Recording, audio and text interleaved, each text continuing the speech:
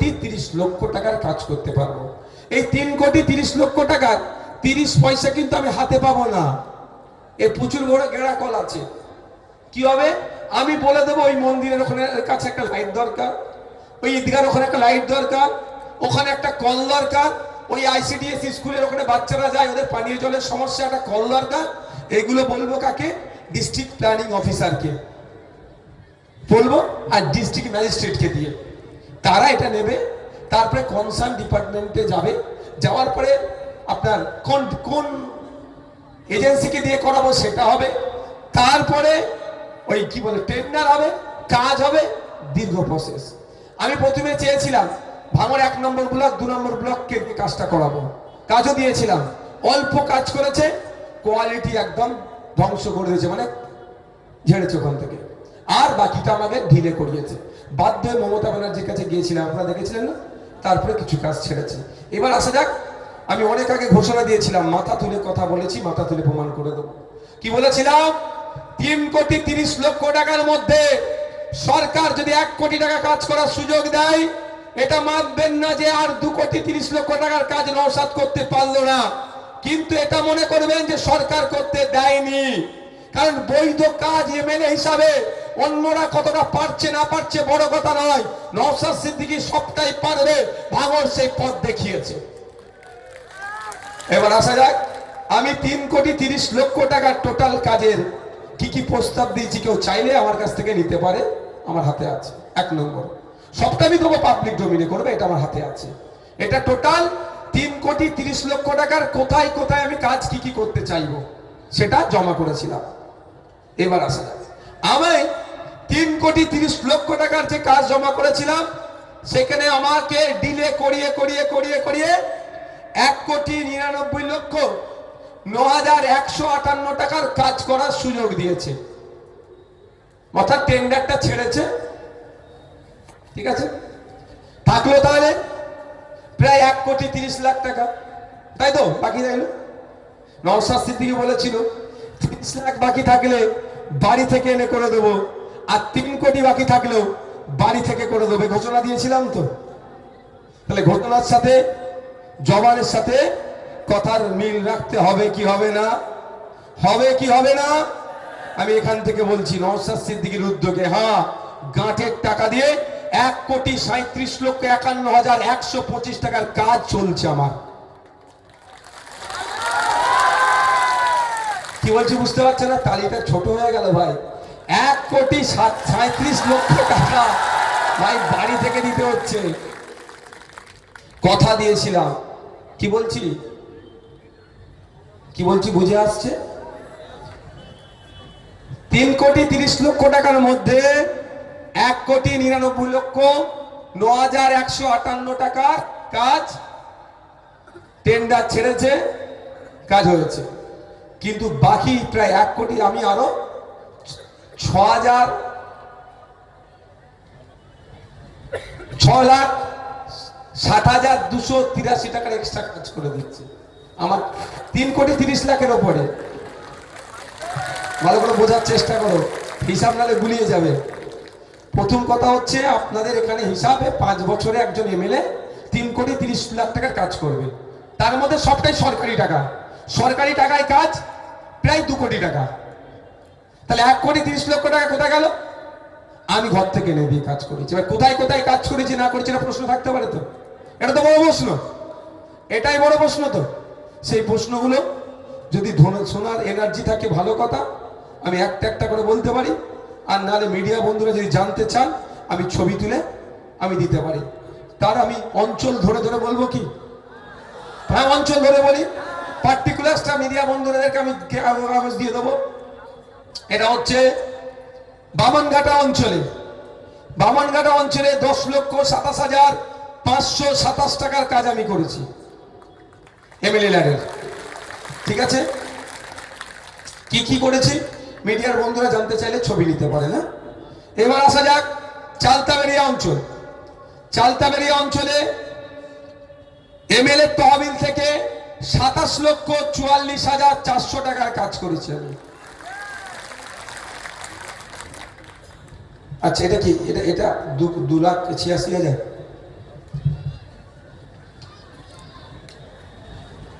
আচ্ছা,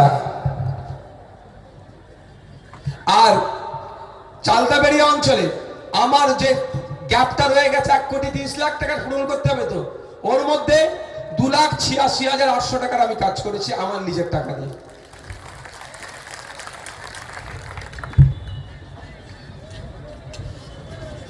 এবার আসা যাচ্ছে ভগবানপুর অঞ্চল। এমএলএ তহবিল থেকে অর্থাৎ বিধায়ক তহবিল থেকে কাজ করেছি আমি। কাজ হয়েছে 25,81,200 টাকা। এই সরি 25,81,200 টাকার কাজ এমএলএ তহবিল থেকে। আর আমার ওই গ্যাপ পূরণে আমি খরচ করেছি 8,60,400 টাকা।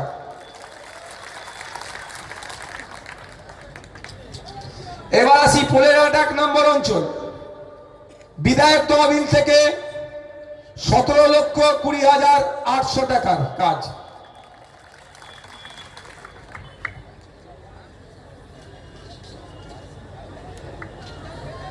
হ্যাঁ, দাঁড়াও না। এবার আসছে ভোগালী 2 নম্বর অঞ্চল। বিধায়ক তহবিল থেকে খরচ হয়েছে 10,10,325 টাকা। যারা এতদিন করে কাম্মি খাচ্ছিল আমার নামে 4টে পোস্ট করে আজ থেকে গেল তো তাদের। আমি অত মন থেকে খারাপ ছেলে নয় ভাই, তাদেরও আমি করে কাম্মি খাওয়ার জায়গা ছেড়ে আজকেও যাব আমি। বুঝতে পারছেন না কি বলছি? আরে 4টে পোস্ট করলে যদি 500 টাকা পাই, একটু 4টে পোস্ট করার জায়গাটা ছাড়তে হবে না তাদেরকে? আমি তাদেরকেও সুযোগ দেবো। এবার আসা যাক প্রাণগঞ্জ অঞ্চল। এমএলএ তহবিলের মোট খরচ 13,10,400 টাকা। আর আমি আমার উদ্যোগে খরচ করেছি 17,20,800 টাকা, মানে এমএলএ দানের থেকে বেশি টাকা। এইবার আসছি আমি বেহালা 1 নম্বর অঞ্চল। বিধায়ক তহবিলের মোট খরচ হয়েছে 5,73,600 টাকা। আর আমি আমার উদ্যোগে যেটা হয়েছে 8,60,400 টাকা। ওরা দেখতে পাই না কেন বলুন তো? আমি তো ফিতে কেটে উদ্বোধন করি না, আমি চুপচাপ কাজটা করিয়ে নিয়েছি। কয়েকটা জায়গায় জানতে পেরে একটু ডিস্টার্ব করছে, কাজ সেগুলো চলছে। আচ্ছা, এই পালানো কাগজ পালানো।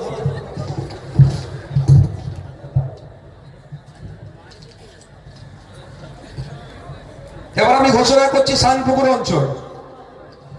এমএলএ এর খরচ হয়েছে 16,03,921 টাকা। এবার আমি ঘোষণা দিচ্ছি নারায়ণপুর অঞ্চল। এমএলএ এর খরচ হয়েছে 24,30,138 টাকা। আমি আমার উদ্যোগে ঘাটের টাকা খরচ করেছি 14,34,000 টাকা।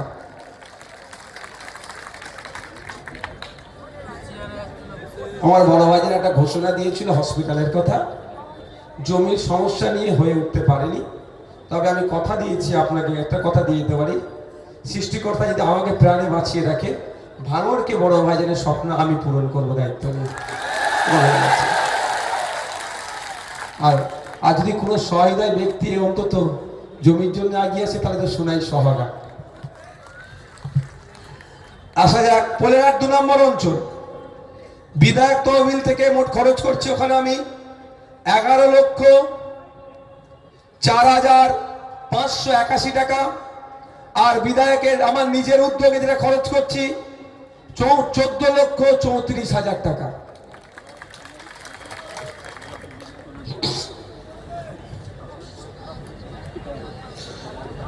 জাগলগাছি অঞ্চল, ভাঙড় 1 নম্বর ব্লক। বিধায়ক তহবিলের মোট খরচ হয়েছে 16,12,800 টাকা। আর আমি আমার উদ্যোগে খরচ করছি ওখানে 22,94,800 টাকা। জাগলগাছি নেতারাই বেশি হই করে না, এটা নিয়ে ওখানে 16, 22, 38 প্রায় 39 লক্ষ টাকার কাজ হয়েছে। আব্দুল সেলিম, তোমরা বেশি কাজ করিয়েছো। আব্দুল মান্নান ভাই, ইমরান ভাইরা। ভোগালী 1 নম্বর অঞ্চল। বিধায়ক তহবিলের মোট খরচ হয়েছে 5,13,000 টাকা, আর আমি আমার নিজস্ব উদ্যোগে খরচ করছি 22,94,400 টাকা।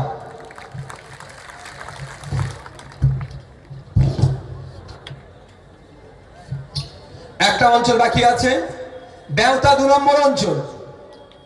বিধায়ক তহবিলের মোট খরচ হয়েছে 16,76,421 টাকা। বিধায়কের নিজস্ব উদ্যোগে মোট খরচ হয়েছে 11,47,200 টাকা। মোট 3,36,60,283 টাকা। একটা 5 বছরের বিধায়ক 3,30,00,000 টাকা হয়, একদিকে 6,60,283 টাকার এক্সট্রা কাজ হচ্ছে। আর সাথে সাথে এটাও বলে রাখি 1,37,51,125 টাকা ফুরফুরা শরীফ থেকে নিয়ে এসে আমি খরচ করছি। ঠিক আছে বন্ধুগণ, এবার আপনাদের একটা কথা বলেছিলাম কি, বাড়িতে বাড়িতে খামে ভরে লাস্টে ফ্ল্যাশিংটা হবে তো নাকি? কারণ এনার্জি লস হয়ে যাচ্ছে না তো? আজকের পর থেকে বুক ফুলিয়ে চলতে পারবে তো? বুক ফুলিয়ে চলতে পারবে তো? এতটুকু মাথায় রাখবে, আমাদের পার্টির যিনি জন্ম দিয়েছেন তার নাম আব্বাস সিদ্দিকী। ঠিক কারো কাছে মাথা নত করেনি, কোনো অন্যায়কে প্রশ্রয় দেয়নি। তার ছোট ভাই যদি কোনো অন্যায় করে যেমন তারা মারে, ঠিক তার কালিমুল ওহিদুল আসাদুল সাদা যারা আছে তারা অন্যায় করলে একই ভাবে তারা দেয়, সবাইকে সমান চোখে তিনি দেখেন। তার আমি ছোট ভাই, একটু মাথায় রাখবেন।